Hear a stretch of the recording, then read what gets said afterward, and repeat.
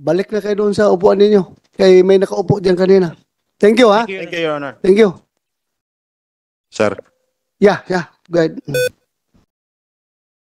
I'll do my very best, sir, na yung nagsabi sa akin na hippie, magsabi siya. Sige. At hindi lang isa, tatlo sila. Yeah. Oo. Para, At saka yung mga former na sa NOPO, mga tao sa NOPO, sir. para hindi maging hearsay. Oo, yung mga ating NOPO sa tao. allegations. Oo. Oo. I'll do, gagawin ko lahat, sir. Thank you. Para rin ma-stop ito kasi that's illegal. That's illegal. That's corruption. Kung pera ng gambling tatanggapin mo, tapos ikaw pa magdi-distribute, corruption yan.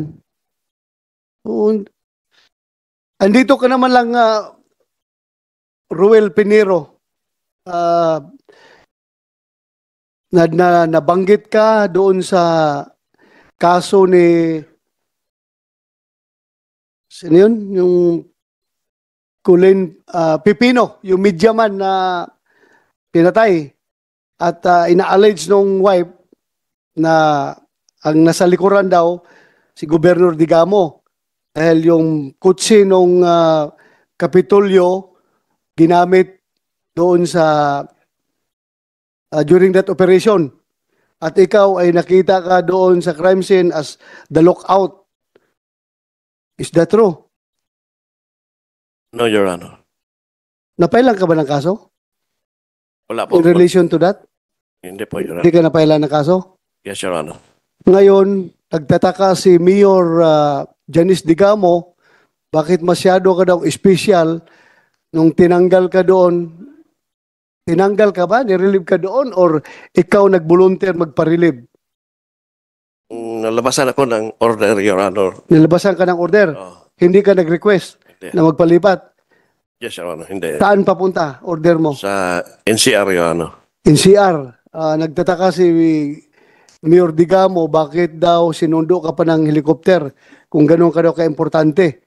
Anong masasabi mo nito? Totoo yun, Your Honor. Sinundo ka ng helicopter? Oh, galing Cebu, Your Honor. Sinundo ka sa Helicopter, chopper, Your Honor. chopper, Sinakyan ko patungong NCR. patungong NCR. Yes, sir. Hindi ka nagtatanong, bakit ako sinundo? Ha? Kasi, ano yun, Your Honor, may... ano ko sabihin? Hindi, ganito ha. Give you a background. Yung revelation ni Colonel Tolentino. Tolentino. Nagsabi ka daw na you will cooperate in the investigation of the Colin yung pinatay na media. Rex Cornelio. Mag-cooperate ka daw. Kaya ganun ka-importante ang pagtingin sa'yo ng higher headquarters, kaya ka pinapasundo doon ng chopper. Is that true? Na nagsabi ka kay Tolentino na mag-cooperate ka. Magsasabi ka na lang daw ng totoo. No, Your Honor. Sinabi yun. Yes, Your Honor. Saan si Tolentino? Andito si Tolentino? Wala. Yes, Miss Torres. Go ahead, ma'am. Good morning po. Yes po, go ahead. Kuya Peñero, yun po yung tawag Sandali, ko sa nag-swear ka na? Ay, tapos na po kanina. Tapos yung na? kami lahat. Yung kami lahat po. Okay. Kaya po ako nandito at napunta po kami kay former President Rodrigo Duterte ng Davao from Negros Oriental to Dapitan to Davao. Resgo kaayo in Bisaya. Dinala ko yung mga anak ko, iniwan ko ng Dapitan. Just to seek help for the former president. Naiiyak talaga ako kasi galit na galit ako ngayon. After yung Senate hearing nyo last April 20, 2023, natapos ng hapon, madaling araw ng April 21, 1 a.m. in the morning, pinagbabaril yung bahay namin. Saan ang bahay nyo? Doon sa Dumaguete. Oh. Kasi yan si Kuya Peñero.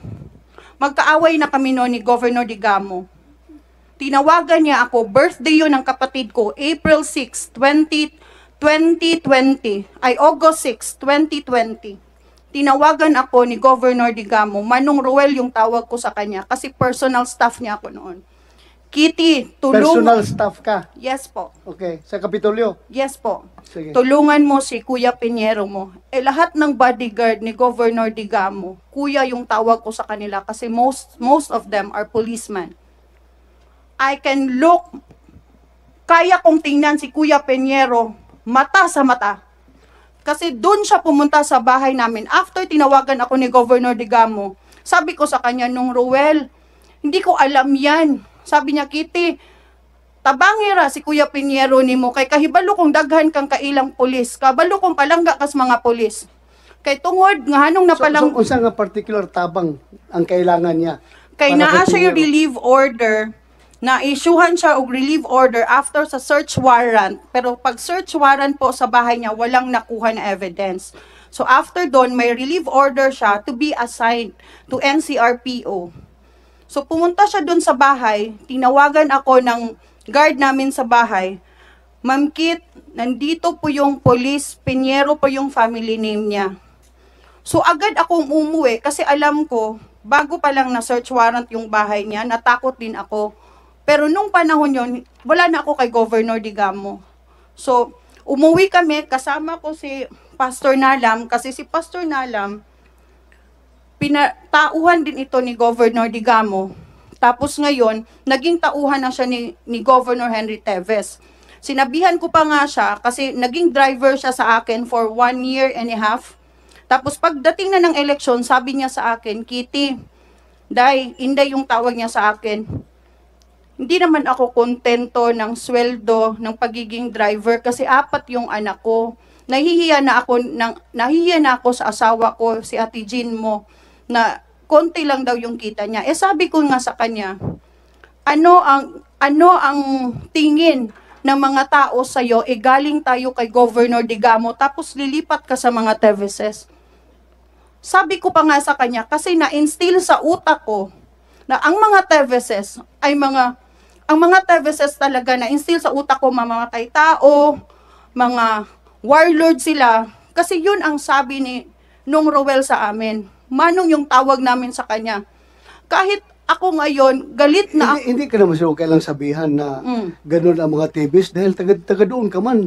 Malalaman mo naman yan kung ano talaga sino at sino doon sa probinsya nyo. Kailangan ka pa bang Mr. Chair. i-indoctrinate ni Gobernador Roel Digamo na ganun kasama yung mga TVs? Hindi naman siguro. Pero Alam mo sa naman tingin yan. ko po, Mr. Chair, Yeah. base po, patapusin mo muna ako, Mayor Janice. Both the Teveses and the Digamos are warlords. Yun ang totoo sa Negros, Mr. Chair. Hindi ako lumapit ng kahit sino na politiko. Pumunta po ako kay President Duterte kasi alam ko matulungan niya kami. Wala kaming balak na pupunta dito sa Senate kasi maliliit pa yung mga anak namin, Mr. Chair. May 1-year-old pa po kaming anak. Kung hindi lang pinagbabaril yung bahay namin, kasi after the Senate hearing, di ba after yun na-discuss niyo yung kang Rex Pipino Cornelio na case at sabi mo, I want to dig it deeper para malaman ko kung sino talaga ang culprit. Nagtapos doon ang hearing.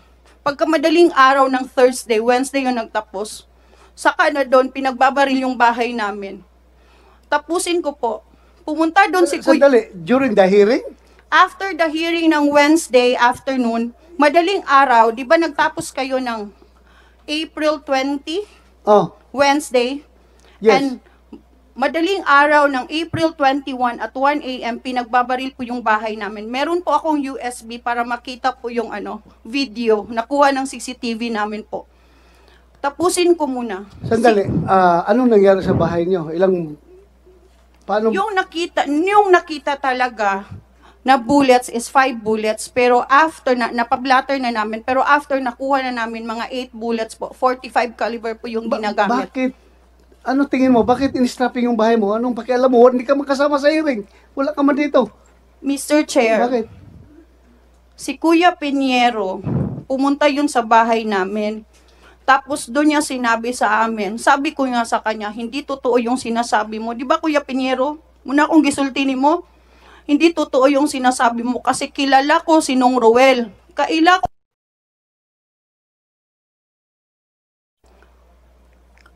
August 6, 2020, birthday yun ng kapatid ko.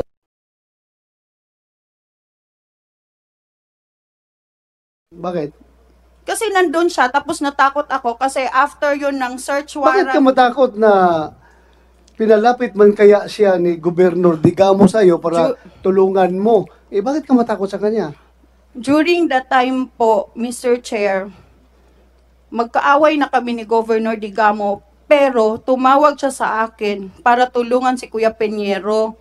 Ako naman, kilala ko si Kuya Peñero, mahal ko lahat ng mga bodyguards ni Governor Digamo. Alam niya ni Kuya Peñero. Tapos sinabi niya sa akin, sabi ko nga sa kanya, wag mong bakit sinabi mo sa akin na inutusan lang daw siya pero hindi siya kasama doon sa bumaril talaga. Sinabi ni Peñero sa'yo yan? Oo, sinabi niya, hindi lang ako yung nakinig. Inutusan lang siya? Inutusan lang siya, siya lang yung lookout, nandun lang daw siya sa sasakyan. Tapos nagsabi na siya kung sino yung mga kasamahan niya, yung si Sunny Lazaro, siya yung in charge sa GSO, kung hihiram ka ng sasakyan, dun ka sa kanya. Tapos si Sunny Lazaro, si Kent Martinez po, head yun ng GSO. Hindi kasi namin alam lahat ito. Hindi namin alam kung hindi So siya yan ang nagsabi sinabi sa amin. ni Peñero sa'yo? Opo. Ano? No, Your Honor. Ha? Hindi yan. Huwag ka mag-smile sa akin, hindi ako natatawa. Yes, Your Honor. Hindi ako masaya sa Yes, Your mga Honor. allegation na ito. Huwag kang mag-smile dyan dahil Pwede siya hindi nakakatawa itong sitwasyon na ito. Mr. Chair, Yan, sandali lang. Kinukuha ko lang yung reaction niya. Ano? Hindi, totoo yan, Your Honor. Yung sinasabi niya, hindi totoo. Yes, Your Honor. Kasi, Sige, pareho, ganito ha, Miss, yes po. pareho kayong under oath. Yes po. Pag may discover ako dito, one of you is lying, ipapakulong ko kayo sa silong Yes, ha, sa baba. okay lang ha? po ako Sabi ko makulong sa kung inyo, kung hindi ako nagsasalita. Alam mo, Mr. Chair, pinakapalan ko na yung mukha ko nang humarap ako kay President Duterte. Alam ko na si President, hindi ka pwedeng magsinungaling sa kanya kasi sabi nga niya sa kanya nung nagkausap kami, 11 p.m. doon sa wake ni Fiscal Tan na kaibigan niya hanggang 2 a.m. Sabi, pinakita ko sa kanya yung mga evidence kong dala against the Digamo. Sabi niya, hindi na kailangan yan. Nakita ko sa mga mata mo at sa asawa mo kung gaano ka-sincere at totoo yung sinasabi nyo. Hindi ko balak pupunta dito sa Senate kasi maliit pa yung mga anak ko. Kung alam ko lang na nung panahon na tinulungan ko si Kuya Peñero at mamiligro yung buhay namin ngayon, sana hindi ko na tinulungan. Alam na alam yan, even Attorney anong Ino. tulong ginawa mo? Anong tulong ginawa mo? Ako po yung tumawag, yung sinabi ni Colonel Tolentino na nag-meet sila sa common friend. Kami po yung common friend nila. Doon sila sa bahay namin talaga nag-meet. Hindi lang ako. Nandito yung si Pastor Nalam. You're raising your hand. Standby ka muna. Magsalita ka. Good afternoon po, good Senator, Yes, Senator go ahead. Bato at Senator Padilla. Sa lahat po, good afternoon. Mangingi lang ako ng condolence ni Mayor kahit late na ito. I Mayor don't Danes. need it from you. Anyway, Relax lang kayo dito ha. Relax lang kayo. Yeah, go ahead. Pastor. tagal na ako sa grupo ni Governor Digamo. Alam niya ni Mayor at yung ni Boss Mayor Fritz. But anyway, yung in connection sa presentation ni Miss Kitty Torres, yung nangyari ni Peñero, nandun ako, sir, eyewitness din ako. Kasi sabi niya, doon ako nag-work sa kanila eh. Yung umalis ako doon sa grupo or sa political group ni Governor Digamo. Yes, pumunta si Sergeant Peñero doon. Takot na takot. Kasi may series na mga pangyayari doon eh. Yung nangyari ni Rex Cornelio, gumugulong yung investigation. Nalalaman namin yung gunman pinatay na. Tapos, nagsa-search warrant doon Sinong gunman na yun? Ha? Barilio? Yun ang alleged gunman ni Okay. Well, ni Rex Cornelio po. Tapos sumulong yung mga investigation, dumating yung parang order na ta-transfer si Sergeant Pinheiro. Gabi na siya pumunta doon sa bahay ni Miss Kitty Torres. narinig mo yung pinag-usapan Yes, nila? nandun ako. Anong pinag-usapan nila? Sinabi ko sa kanya, Dining table kasi namin. Sandali lang. Anong narinig mo? sinabi ko sa kanya, Sergeant, ano ba ang pwedeng matulong ko sa iyo? Sabi niya, Pastor, tulungan mo ako. Hindi ko gusto mamamatay. So, bakit ka mamamatay? Kasi takot na siya eh. Kasi itatransfer na doon siya sa NCR. Sinabi ko na lang sa kanya, ano ba talaga ang totoo? Last words na sinabi niya, hindi ako bumaril. Naghiram lang ako ng kotse ng province. Humiram siya ng kotse ng province. Mr. Chair, hindi ka pwede makahiram ng sasakyan sa province kung walang authority or walang authority ng governor. So yung Jace o yung nagbibigay si Sani Lazaro in connection sa sinabi ni Sergeant Pinheiro 2 weeks ng pag-upo ni Governor Henry sa province. Kinausap namin, 3 kaming nag-usap. Si Nung Sani at saka si Governor Henry at ako. Tinanong namin talaga si Nung Sani Lazaro.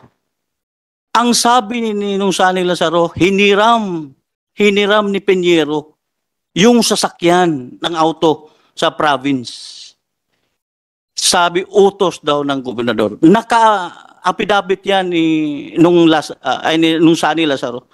Naka-affidavit yan. Hindi ko alam kung saan na yung affidavit na yun.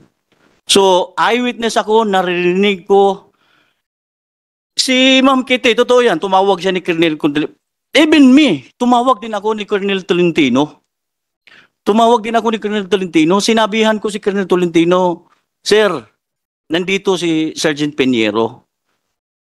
May gustong isasabi or parang isulti ba, sir? Sabi ni Colonel Tolentino, totoo ba yang magsasalita? Sabi, sir, yes sir, magsasalita talaga siya. Sa alam ko, pumunta si Colonel Tolentino kasi parang may birthday, I think yung mother-in-law or yung mama niya. So nagkataon na pauwi siya. So pinuntahan talaga niya si Sergeant Pinheiro. Sabi ko ni Colonel Tolentino, tulungan na lang natin to. Takot na takot. Nanginginig siya sa takot eh. Dahil gustong-gustong tulungan siya eh. Now, yung pag-usap na nila ni Colonel Tolentino, umalis na kami. I mean, nandyan lang kami sa around them, but hindi na kami makarinig sa pag-uusap nila. Hindi namin alam kung ano na yung pinag-usapan. Pagka umaga parang dinala na siya sa Cebu. So, hindi yung totoo ako, maka-attest ako na hindi yung totoo na kinidnap siya, hindi. Gusto siyang magpatulong at saka gusto siyang magsalita. Pero hindi ko na alam bakit naiba na yung usapan after nang nakapunta doon siya sa national. Yun lang ang katotohanan nangyari doon, Mr. Chair. Salamat po. Thank you, Mayor Diaz. I will not contest to his statement, Your Honor, but to know the background of this person, nung umalis ito kay Gob, nagkita kami later on, sabi niya, ang sarap ng buhay dito kay Tibes. Isa to sa mga yumayaman din. Ito to sa grupo ng online sabong. Ito yung campaign manager, lahat-lahat to. Isa tao ni Henry Tibes at Arnie Tibes to. Si Pastor Nalam, yun lang po. Mr. Chair, pwede bang makasagot ni Boss Mayor? Sige. Dali, Mayor. Sige, go ahead. Mr. Chair, kilala ko itong taong to. Si Bossing yung tawag ko nito Boss Mayor. Boss, magkaharap na tayo ngayon. Wala naman akong, hindi naman ako yuyaman kapag magsasalita ako ng totoo dito eh. Sabi mo ngayon, Boss Mayor, na mayaman ako, sige. Willing ako, Mayor. Mr. Chair. Magbuksanan kami ng account namin. Parang Henry Davis style yan ah. Kasi yun yung sinasabi niya, Mr. Chair, na yumayaman. Sumalasaludo ako sa iyo, Boss Mayor. Sabi mo, yung mga tao sa Negros nalulung sa mga sabong, sa mga sugal.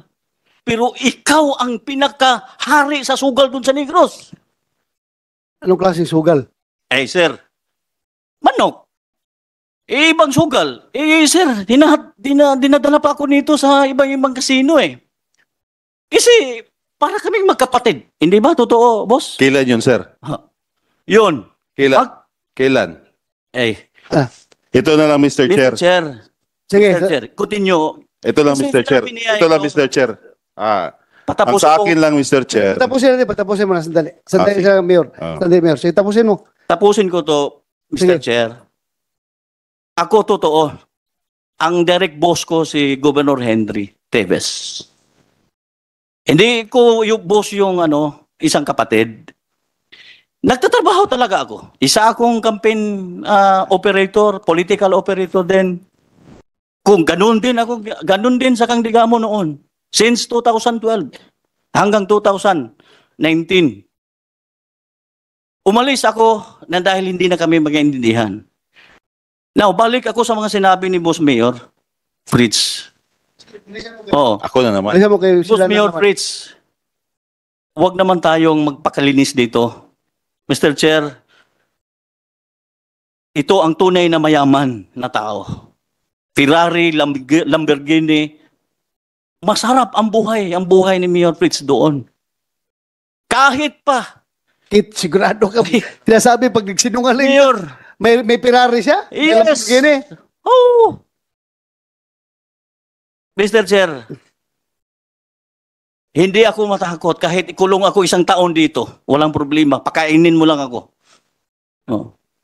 Aircon pang... Ay, mas maganda yun. Oo. Oo. Pero buhay mo, hindi, pwede rin ako walang aircon, mabubuhay rin ako. Pero sa ganitong tao, malinis to dito, my goodness, sir. Kilala ko sa inyo. Sir, it's my turn naman, sir. Okay, Ah. sige, tama ka na. Tama ka na. Sige, Yes, Mayor, digamo muna. Mayor, digamo. Dali ah. Kaya nauna ito.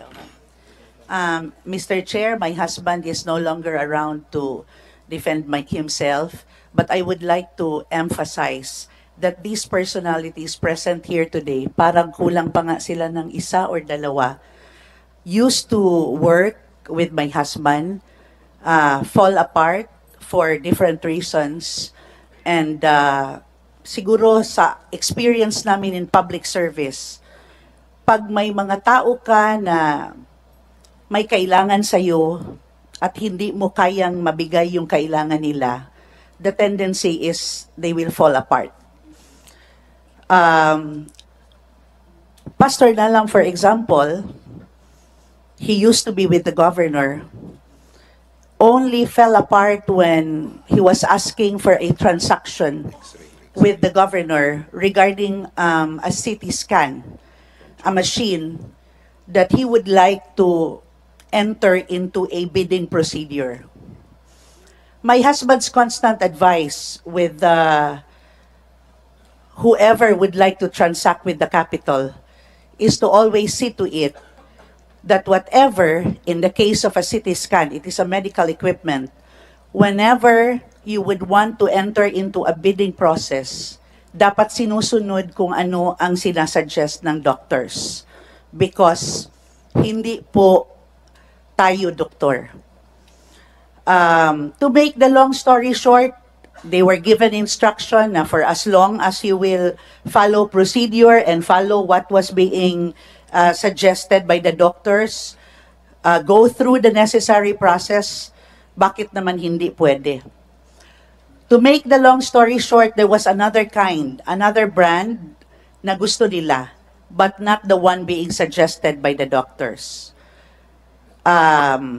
Parang dun nagsimula yun. he keeps on going to different people, the back people. Pinuntahan pa niya ang staff ko sa office, yung aking executive assistant.